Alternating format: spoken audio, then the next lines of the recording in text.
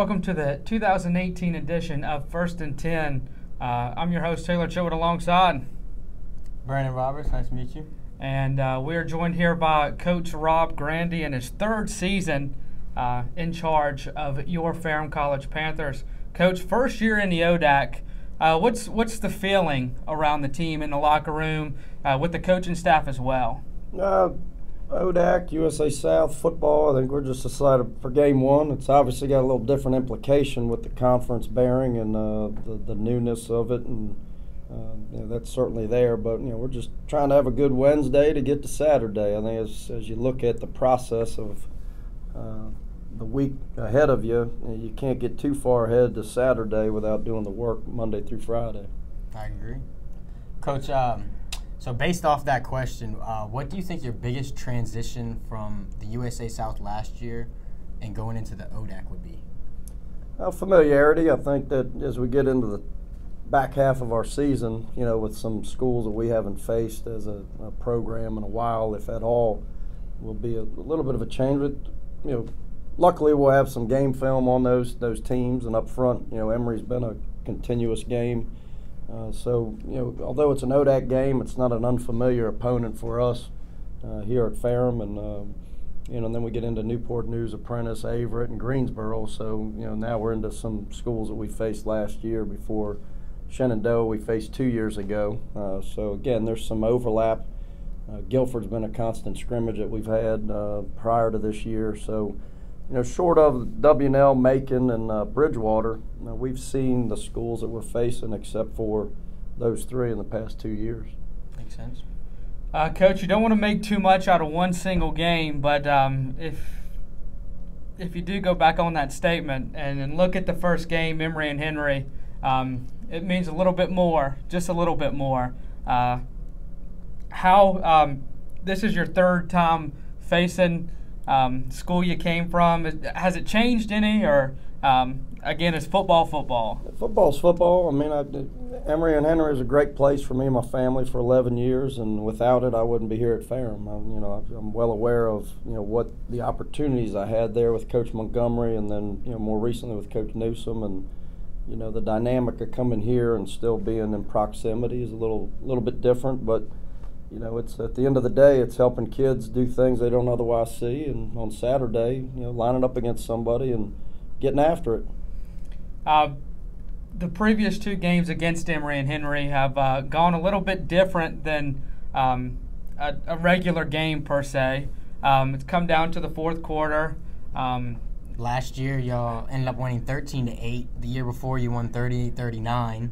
39-38. 39-38. I apologize. Yes, 39-38. But I mean, how do y'all expect to be better last year against them than you were this year, than you were in previous years? I don't think I equate last year to this year. I didn't equate 2016 to 2015 when we had lost 55-7 to the team that I was with. I mean, if that was the case, we wouldn't play the next year.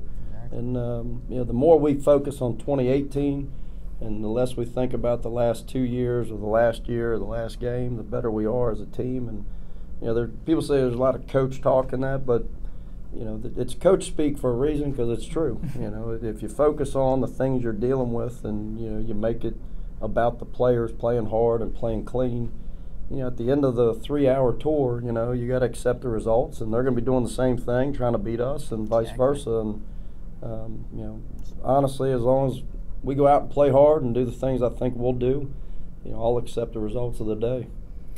Coach, got a lot of freshmen coming in this year, and a lot of underclassmen will have to play a big role in both the offensive side of the ball and the defensive side of the ball. How are our young guys progressing through their first game week experience? How's that going?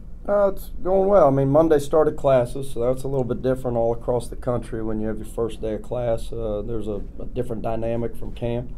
But we came out Monday, had a solid day, not a great day, but functional. And then yesterday was one of the better Tuesdays I've had since I've been here. And I really don't look on the field at young guys and old guys. I look at football players and team, and expect them to do what they're supposed to do. And But I like who we are. I like the guys that have returned, and certainly the newcomers blending in and figuring out our zip code's a good thing. So have y'all figured out like the progression is getting better each week and everything like that?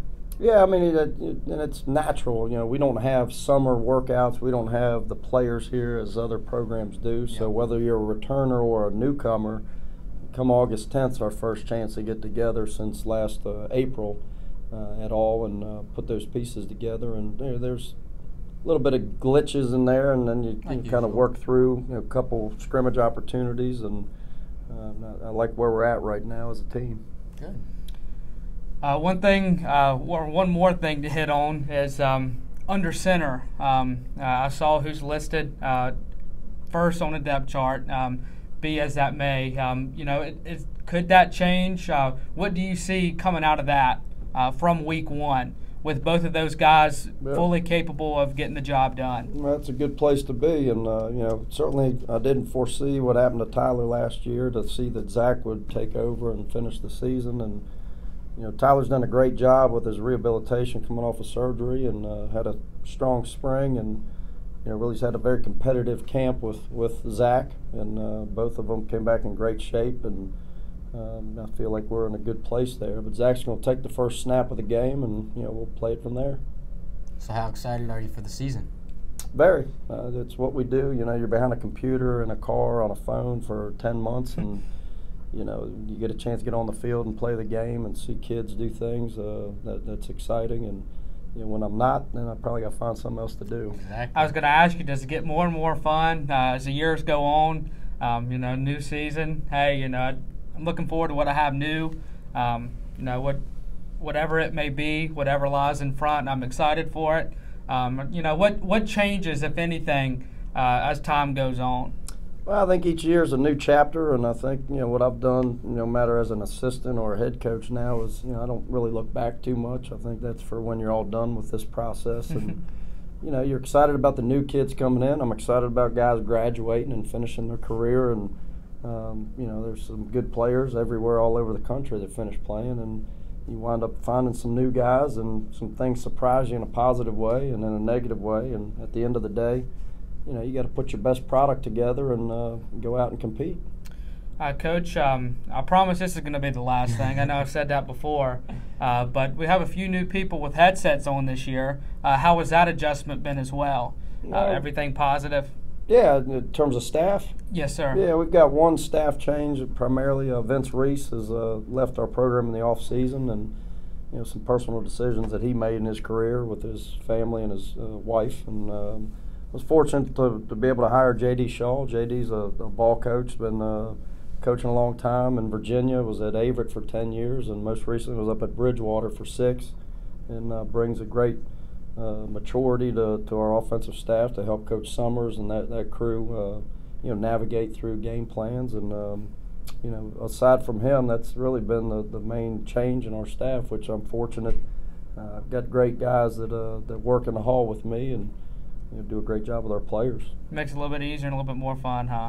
It does. I don't know about it's easier. You want to stay on the edge, and you want to make sure you're sharp. And I think Coach Dawson, Coach Sproles, and Gaskins, our primary defensive coaches, have worked together and have a good chemistry together. And JD joining Coach Summers, as well as Tyler Brubaker, who's been with us for 2 years, again as our primary offensive coaches. Bob Brown's been here for a long time, and continue to work with our running backs. Got a couple guys. Mitch Carter's doing an internship on the offense side of the ball. Mitch is an ETSU graduate student that is with us this fall. And my father-in-law, Bob Davis, actually has helped us the last 2 years and is again working with our defensive players. And Montel Lee and Sam Martin are 2 student assistants. It's always good to have some guys that have been a part of what you're doing that want to scratch at the profession to help out while they're finishing their degrees. And Sam and Montel are going to be really good football coaches. I'm glad that they're with us. Help show the younger kids, that you can do it. When you get older, you can do it. You can become, whatever you would like to do. No doubt, and they've made that transition, which is not easy to do because it's still a group of peers of yours, and you kind of cross the street a little bit to the coaching side, but they both handled it. Mature kids and real intelligent and enthusiastic about the game, and have been great young additions to our That's all you staff. can ask for in helpers, right? Yep. Student help. That's No all you doubt. can ask for. But they're coaching. Let me tell you, they're getting after it, and I'm blessed to have them on staff. Using their voices. Oh yeah. Yeah. Got to in football. Yep. Well, I think that'll do it for episode 1 of First and 10 with Coach Grande. Coach, I appreciate it, Yeah, and it's good to luck. see you. Yes, sir. Thank you, Coach. It was Good awesome. seeing you guys. Yes, sir. Take Looking care. forward to it.